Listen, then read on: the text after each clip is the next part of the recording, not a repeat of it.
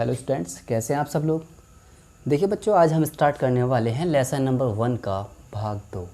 जो हमारा lesson number 1 था उसका नाम था रासायनिक अभिक्रियाएं एवं समीकरण। तो पिछली वीडियो में हमने देखी थी कुछ परिभाषाएं, उसी से रिलेटेड हमारे पास और नई परिभाषाएं हैं। देखिए, सबसे पहले आती है हमारे पास संयोजक अभिक्रियाएँ। कौन सी अभिक्रियाएँ? संयोजक अभिक्रियाएँ। देखिए बच्चों, संयोजक अभिक्रियाओं से मतलब होता है कि जब रासायनिक अभिक्रियाओं में, कौन सी अभिक्रियाओं में? रासायनिक अभिक्रियाओं में अभिकारकों और क्रियाफलों, किस किस के मध्य? अभिकारकों और क्रियाफलों के मध्य सहसंयोजक बंध टूटकर, कौन से बंध टूटते हैं? सहसंयोजक बंध टूटकर नए सहसंयोजक बंध बनते हैं। कौन से? नए सहसंयोजक बंध बनते हैं। तब ऐसी अभिक्रियाएं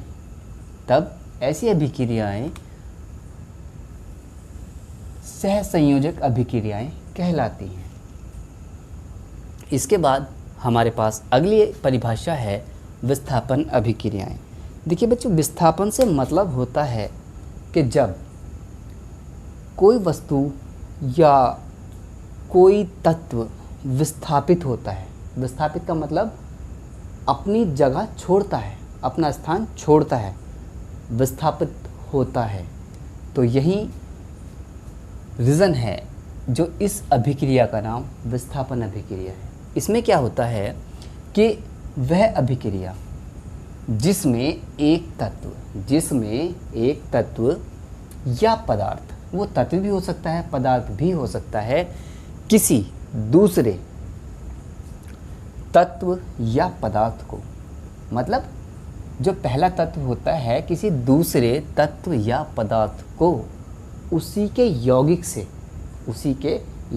विस्थापित कर देता है, उसी के यौगिक से विस्थापित कर देता है और स्वयं उसका स्थान ग्रहण कर लेता है।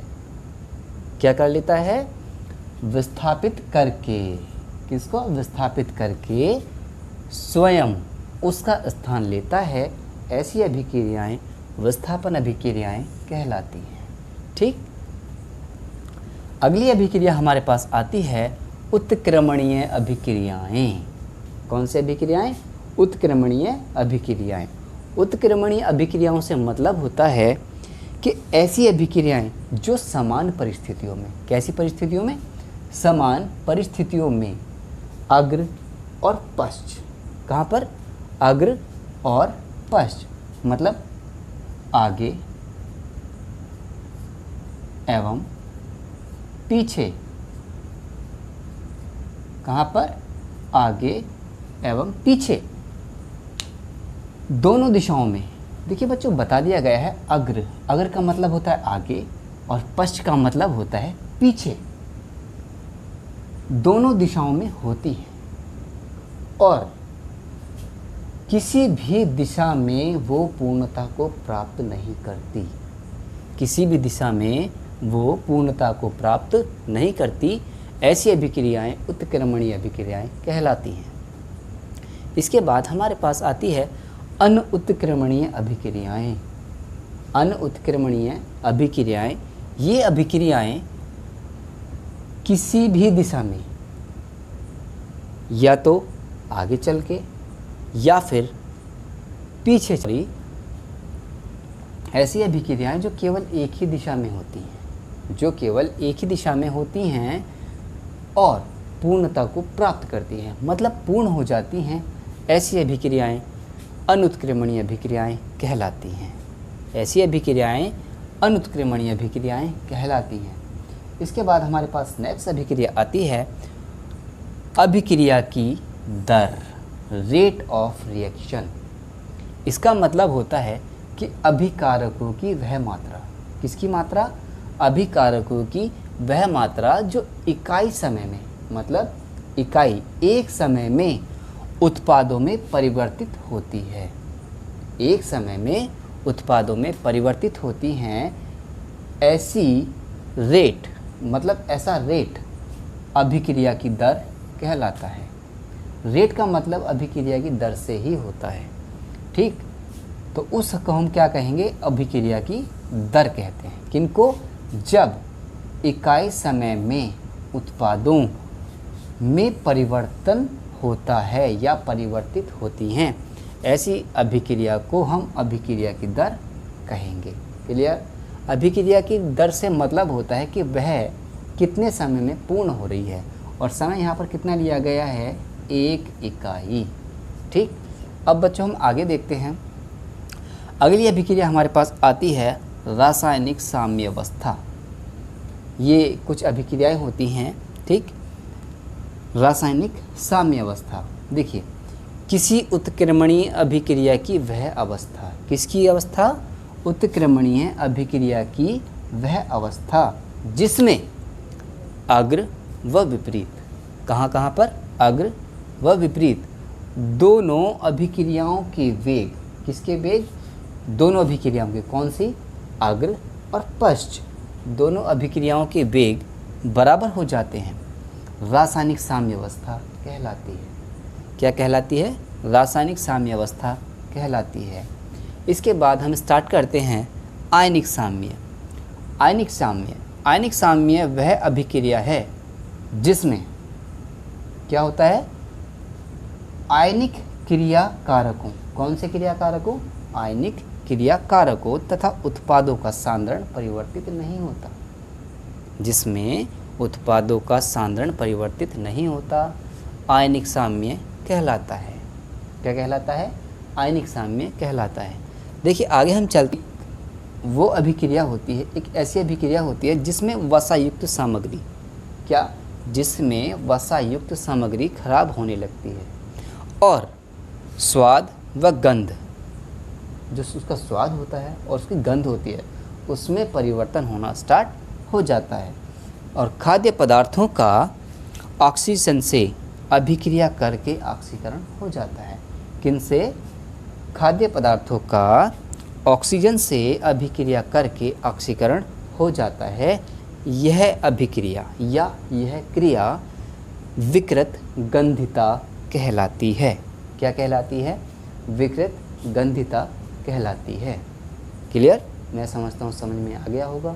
ठीक, स्टूडेंट हम आगे देखते हैं। अब मंद अभिक्रिया, क्या मतलब है? मंद अभिक्रियाएं, ऐसी अभिक्रिया जिनके पूर्ण होने में अधिक समय लगता है, मतलब जो अभिक्रिया धीमी गति से होती है, जिनके पूर्ण होने में अधिक समय लगता है या जो धीमी गति से होती हैं, ऐसी अभिक्रियाएं मंद अभिक्रियाएं कहलाती हैं। इसके बाद हम स्टार्ट करते हैं तीव्र अभिक्रियाएं। देखिए जैसा कि नाम से ही पता चल रहा है हमें, तीव्र और मंद। मंद का मतलब होता है धीमी गति से और तीव्र का मतलब होता है तेज गति से। तो ऐसी अभिक्रियाएं जो अल्प समय में, अल्प समय का मतलब बहुत कम समय में, अप्रॉक्सीमेट 10⁻⁻⁶, कितना? 10⁻⁻⁶ समय में पूर्ण हो जाती हैं, ऐसी अभिक्रियाएं तीव्र अभिक्रियाएं कहलाती हैं। ऐसी अभिक्रियाएं तीव्र अभिक्रियाएं कहलाती हैं। नेक्स्ट अभिक्रिया हमारे पास आती है एकल विस्थापन अभिक्रिया। कौन सी अभिक्रिया? एकल विस्थापन अभिक्रिया। देखिए एकल विस्थापन अभिक्रिया से मतलब होता है कि जब एक ही तत्व किसी दूसरे सिंगल तत्व को ही, डबल को नहीं, सिंगल तत्व को ही विस्थापित करता है। ठीक है, देखिए जब किसी यौगिक में उपस्थित एक तत्व या परमाणु को किसी दूसरे यौगिक के, किसी दूसरे यौगिक के एक तत्व या एक परमाणु द्वारा, किसके द्वारा? एक तत्व या एक परमाणु द्वारा विस्थापित करके स्वयं उसका स्थान ले लेता है, तब उसे एकल विस्थापन अभिक्रिया कहते हैं। जैसे कि हमारे पास दिया गया है कॉपर सल्फेट। क्या है? Copper sulphate. अभिक्रिया हम किसके साथ करा रहे हैं? जिंक के। कि कॉपर सल्फेट की अभिक्रिया तब जब हमने जिंक के साथ कराई, तब क्या होता है कि जिंक कॉपर सल्फेट को विस्थापित कर देता है, कर दिया, क्योंकि जिंक अधिक क्रियाशील है कंपेयर टू कॉपर। तो कॉपर विस्थापित हो जाता है क्योंकि जिंक अधिक क्रियाशील है। तो जिंक ने कॉपर को विस्थापित करके स्वयं अपना स्थान बना लिया और कॉपर को विस्थापित कर दिया। ठीक, तो ये हमारे पास एग्जाम्पल बनता है। अगली अभिक्रिया हमारे पास आती है रेडॉक्स अभिक्रियाएँ। कौन सी अभिक्रियाएँ? रेडॉक्स अभिक्रियाएँ। देखिए, रेडॉक्स अभिक्रियाओं से मतलब होता है कि जब ऑक्सीकरण और अपचयन, मतलब उपचयन और अपचयन, दोनों अभिक्रियाएं एक साथ होती हैं, तब ऐसी अभिक्रियाएं रेडॉक्स अभिक्रियाएं कहलाती हैं। नेक्स्ट हमारे पास एग्जाम्पल आता है कि उत्क्रमणीय अभिक्रिया और अनुत्क्रमणीय अभिक्रियाओं के एग्जाम्पल। देखिए, लास्ट टाइम मैंने आपसे बताया था, केवल सिंपल मैंने आपको डेफिनेशन बताई थी किसकी? उत्क्रमणीय अभिक्रिया की और अनुत्क्रमणीय अभिक्रिया की। कभी कभी एग्जाम्पल आ जाता है कि आप बताइए कि इसके एग्जाम्पल्स क्या हो सकते हैं। तो देखिए बच्चों, पहला एग्जाम्पल हमारे पास, हम बात कर रहे हैं उत्क्रमणीय अभिक्रिया की। देखिए, उत्क्रमणीय अभिक्रियाएं वे अभिक्रियाएं होती हैं जो एक समय में अग्र और विपरीत, मतलब पश्च समय में होती हैं और किसी भी दिशा में पूर्ण नहीं होती। ऐसी अभिक्रियाएं हमारे पास उत्क्रमणीय अभिक्रियाएं कहलाती हैं। जैसे कि फास्फोरस पेंटाक्लोराइड। क्या? फास्फोरस पेंटाक्लोराइड को जब हमने गर्म किया, क्या? फास्फोरस पेंटाक्लोराइड को जब हमने गर्म किया तब हमें phosphorus trichloride PCl3 plus Cl2 chlorine 2 अवयव प्राप्त होते हैं। कौन कौन से? फास्फोरस ट्राइक्लोराइड और क्लोरीन। अब जब हम इसको ठंडा करते हैं, तब हमें पुनः फास्फोरस पेंटाक्लोराइड ही प्राप्त होता है। अर्थात ये अभिक्रिया हमारी पूर्ण अभिक्रिया नहीं हुई। अतः स्पष्ट है कि उपरोक्त अभिक्रिया अपूर्ण है। तो ये अभिक्रिया कौन सी अभिक्रिया होगी? उत्क्रमणीय अभिक्रियाएं होंगी। क्लियर? अब देखिए, आगे देखते हैं हम अनुत्क्रमणीय अभिक्रिया। कौन सी अभिक्रियाएं? अनुत्क्रमणीय अभिक्रियाएं। देखिए, अनुत्क्रमणीय अभिक्रियाओं से मतलब होता है कि जब अभिक्रिया किसी एक दिशा में चलकर पूर्ण होती है, तब ऐसी अभिक्रियाएं अनुत्क्रमणीय अभिक्रियाएं कहलाती हैं। जैसे हमारे पास कैल्शियम कार्बोनेट दिया है। क्या दिया है? कैल्शियम कार्बोनेट दिया है। यदि हम इसको गर्म करते हैं तो ये हमारे पास कैल्शियम ऑक्साइड और कार्बन डाइऑक्साइड, क्या कैल्शियम ऑक्साइड और कार्बन डाइऑक्साइड प्राप्त होता है। ठीक है, अतः स्पष्ट है कि उपरोक्त अभिक्रिया पूर्ण हो रही, अर्थात उपरोक्त अभिक्रिया पूर्ण है। अतः अभिक्रिया कौन सी होगी? अनुत्क्रमणीय अभिक्रिया होगी। Thank you.